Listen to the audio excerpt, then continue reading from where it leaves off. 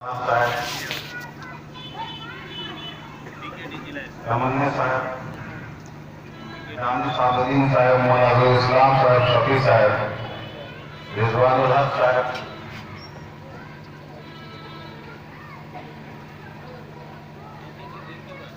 जज़नुल हक,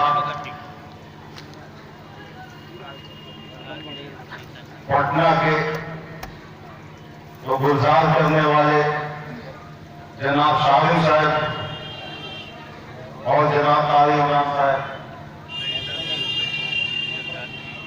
मोहम्मद अली नदवी साहब,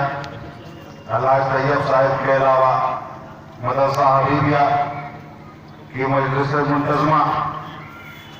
और जिला के मुख्तलिफ मदारिस से आए हुए असातिज़ाए किराम,